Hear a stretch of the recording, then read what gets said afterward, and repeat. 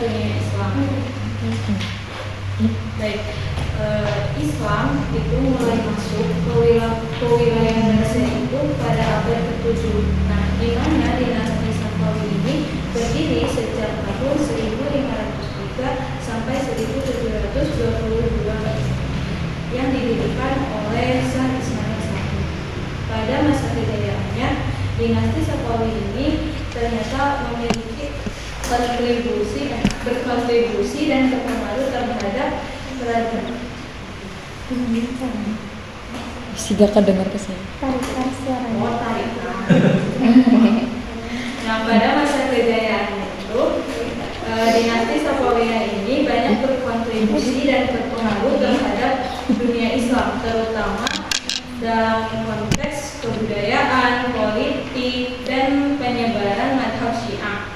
Kemudian ketika dinasti Safawi ini berdiri, yaitu ketika si kerajaan Turki Utsmani itu sudah mencapai puncak kejayaannya. Nah, kemudian dinasti Safawi ini berasal dari tarekat yang berdiri di Ardabil.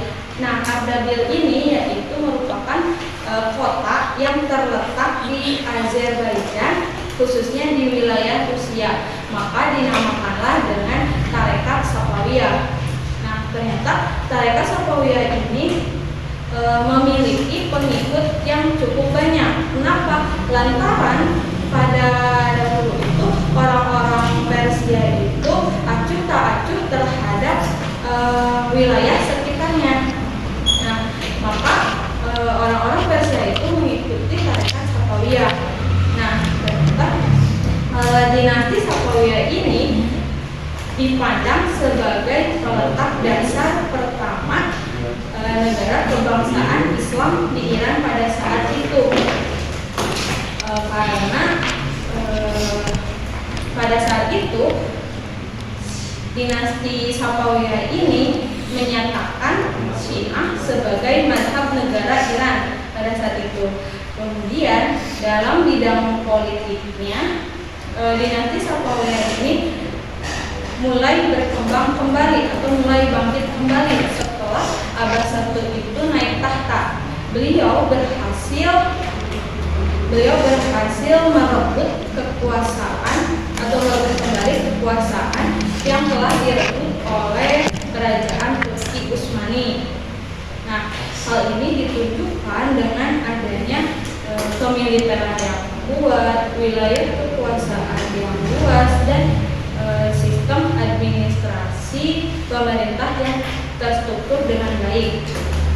Kemudian selama Abbas I itu masih memimpin, keagamaannya itu tidak lagi sama dengan keagamaan khalifah-khalifah sebelumnya, karena pada khalifah-khalifah sebelumnya itu dia menerapkan Syiah itu sebagai mazhab negara. Tetapi pada masa Abbas I ini beliau menanamkan sikap toleransi, jadi beliau itu bebas untuk memilih ajaran agamanya.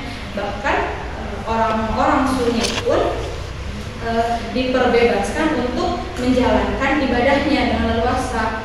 Nah, para pendeta-pendeta pun atau pendeta-pendeta Nasrani pun diperbebaskan untuk mengembangkan ajaran agamanya dengan leluasa, sebab banyak orang-orang Armenia ini yang merupakan penduduk setiap kota Isfahan.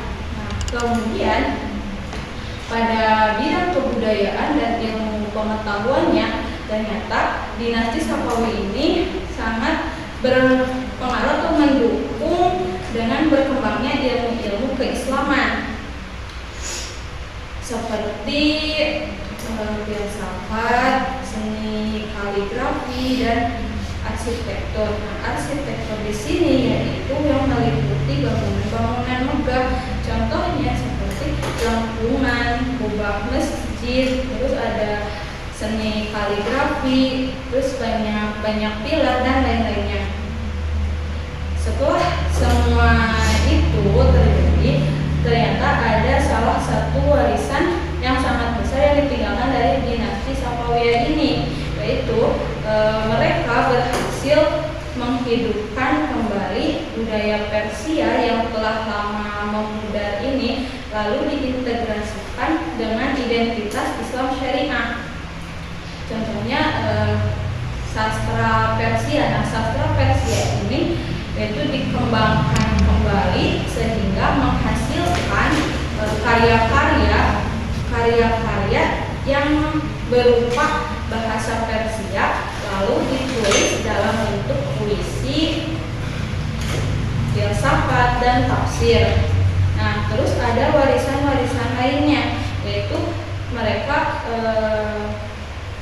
adanya hubungan diplomatik antara negara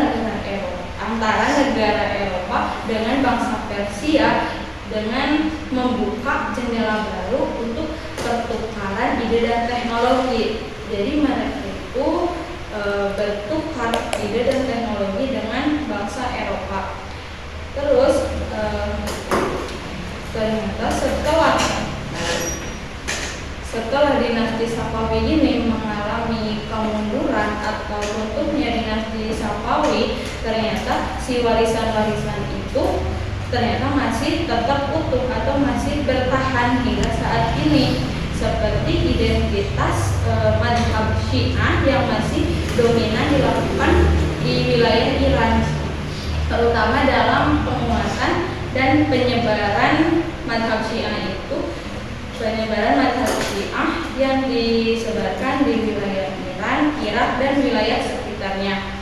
Nah, ternyata dinasti Safawi ini ternyata tidak hanya mengembangkan keilmuan saja, tetapi dinasti Safawi ini sangat berkontribusi terhadap perkembangan ilmu intelektual Islam pada saat itu hingga saat ini.